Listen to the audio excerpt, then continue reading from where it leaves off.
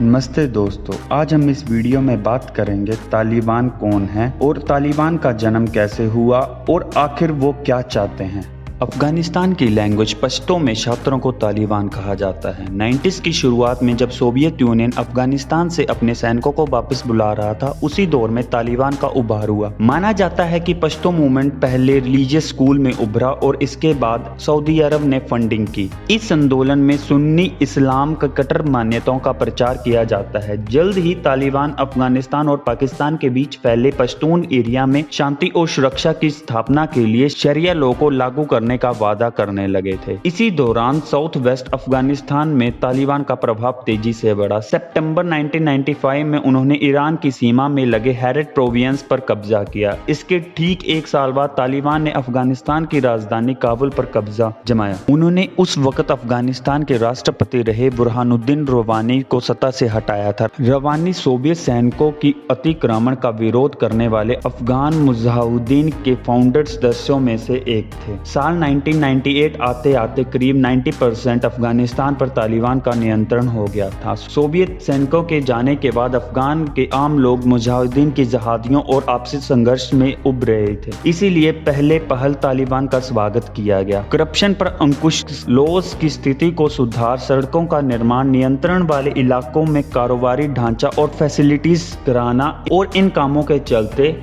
शुरुआत में तालिबान लोकप्रिय भी हुए। लेकिन इसी दौरान तालिबान ने सजा देने के इस्लामिक तरीकों को लागू किया, जिसमें हत्या और रेप के दोषियों को सार्वजनिक तौर पर फांसी देना और चोरी के मामले में दोषियों के बॉडी पार्ट्स को काटने जैसी सजाएं शामिल थी। पुरुषों के लिए दाढ़ी और महिलाओं के लिए पूरे शरीर को ढकने वाले बुर्के का इस्तेमाल जरूरी कर दिया गया। तालिबान ने टेलीविजन, संगीत और सिनेमा पर पाबंदी लगा दी और 10 साल और इससे अधिक उम्र की लड़कियों को स्कूल जाने पर रोक लगा दी।